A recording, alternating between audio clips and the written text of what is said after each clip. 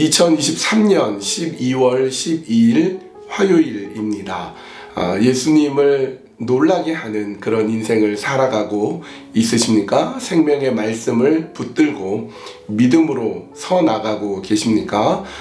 주님의 뜻이 이루어지는 그런 정말 귀한 믿음으로 우리가 살아가고 계십니까? 그렇게 살고 계신 줄 믿습니다. 오늘도 우리가 말씀을 또 의지하고 말씀을 묵상하고 또 말씀이 인도하시는 대로 따라서 믿음으로 나아가도록 하겠습니다. 우리 계속해서 묵상하실 말씀 고린도전서 10장 18절에서 22절까지의 말씀 우리 함께 묵상하고 생각해 보겠습니다. 고린도전서 10장 18절에서 22절. 육신을 따라 난 이스라엘을 보라. 제물을 먹는 자들이 제단에 참여하는 자들이 아니냐. 그런즉 내가 무엇을 말하느냐. 우상의 제물은 무엇이며 우상은 무엇이냐.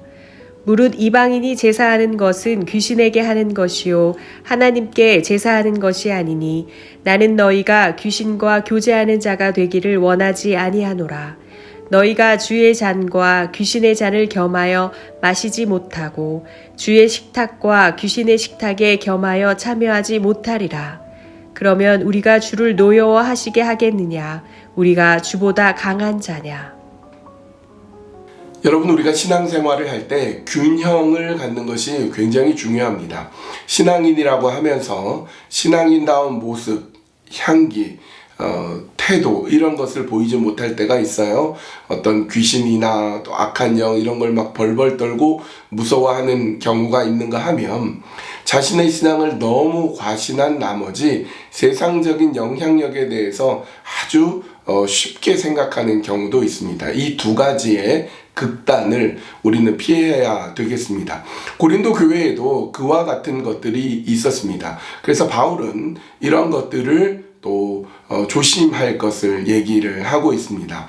어떤 두 가지겠습니까? 고린도라는 도시는 우상으로 가득한 도시, 또 귀신 숭배 이런 것으로 가득한 도시인데 신앙인인데 예수를 믿는 사람이고 교회의 한 일원인데 그 무서워서 벌벌벌벌 떠는 사람이 있는가 하면 자신의 신앙을 너무 과신한 나머지 우상은 아무것도 아니야, 우상은 별거 아니야, 그건 없는 거야, 거기까지는 좋은데 그러다 보니까 우상 숭배에 같이 동참하고 빠져버리는 경우도 있었습니다.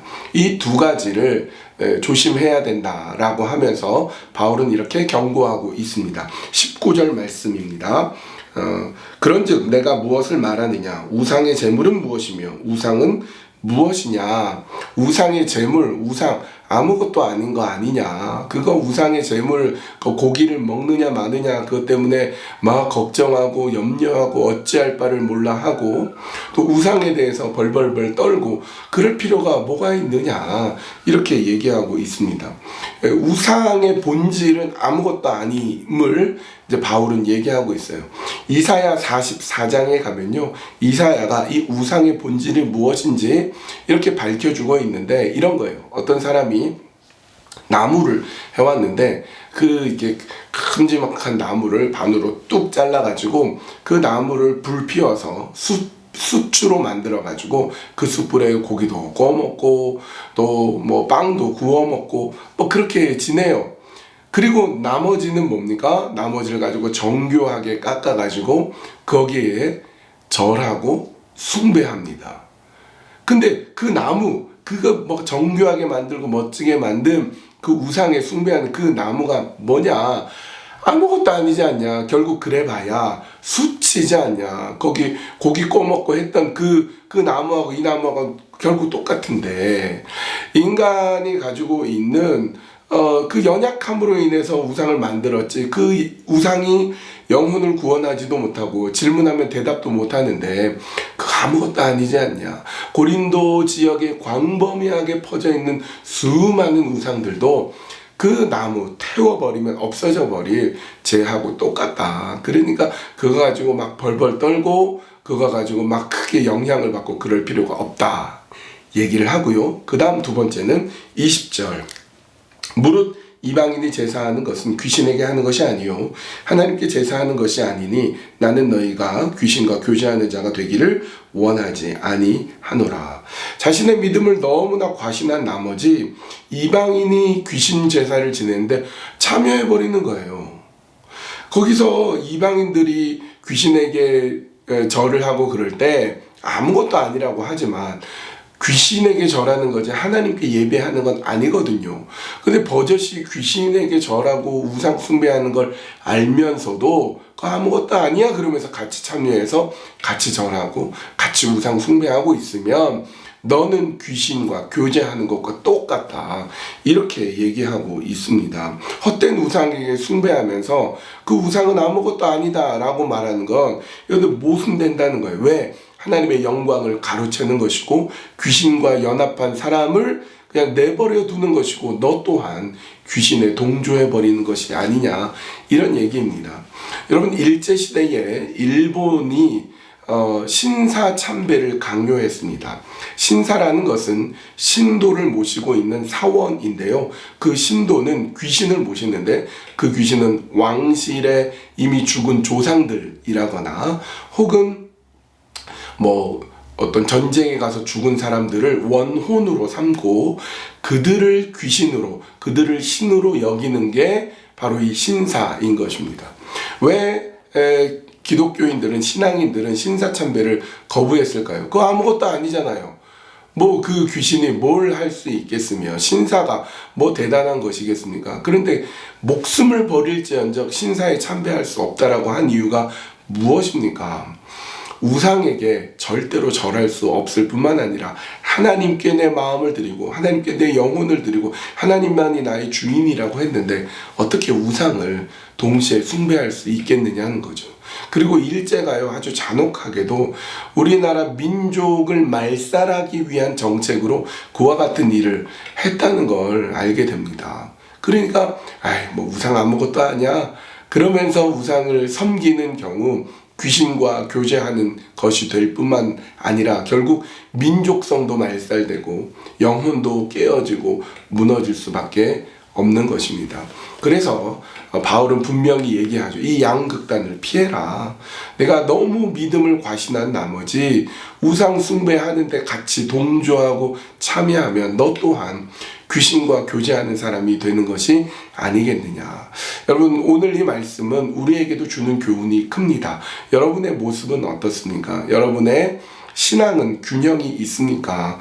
여러분의 믿음이 너무 크다고 과신한 나머지 어쩌면 이런 악한 영향력을 놓쳐버리고 있지는 않습니까? 혹은 여러분 믿음이 너무 약하다고 생각해서 세상적인 것에 너무 두려워하고 무서워하고 있지는 않습니까? 이 양극단을 피하고 균형 잡힌 신앙인으로 서 나가기를 간절히 축원합니다. 오늘 말씀을 기억하면서 이 시간에 함께 기도할 때 우리 신앙의 균형을 잘 지키고 우리의 마음이 빼앗기지 않게 하여 주시고 세상에 너무 큰 영향력을 받아서는 안 되지만 또 세상의 영향력을 무시하지도 않을 수 있는 그런 균형 잡힌 건강한 신앙인이 되게 하여 주시옵소서. 그렇게 기도하셨으면 하고요. 또 우리 화요일은 어려움 가운데 있는 분들을 위해서 중보 기도하는 시간입니다. 우리 사랑하는 성도님 가운데 육신의 질병과 아픔으로 힘들어하고 고통받고 있는 분들 지켜주시고 고쳐주시고 깨끗게 하여 주시옵소서. 육신의 연약함으로 인하여 넘어지고 쓰러지지 않도록 하나님 고쳐주시고 회복시켜 주시옵소서. 그렇게 함께 기도하겠습니다.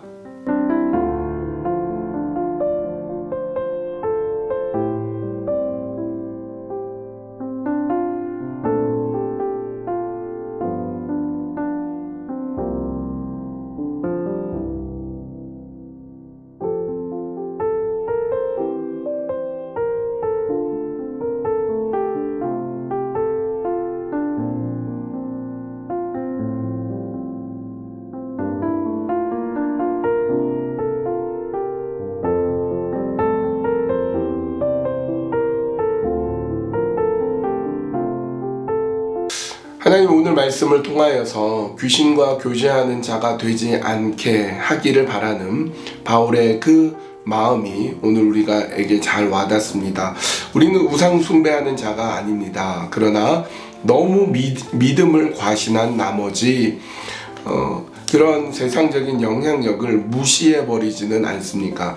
깨어 기도하며 우리 마음을 지키게 하여 주시옵소서. 또한 동시에 세상적인 것이나 어떤 우상이나 귀신이나 이런 것에 너무 벌벌 떨고 무서워하지 않게 하여 주시옵소서. 우상은 아무것도 아니며 오직 살아계신 우리 하나님만 온전히 붙드는 믿음으로 살아가게 하여 주시옵소서.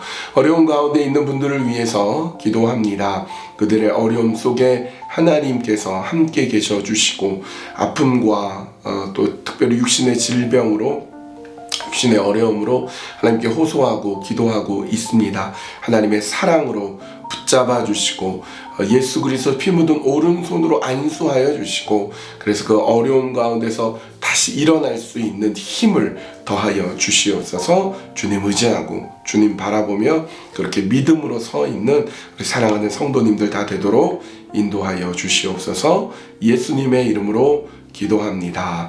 아멘.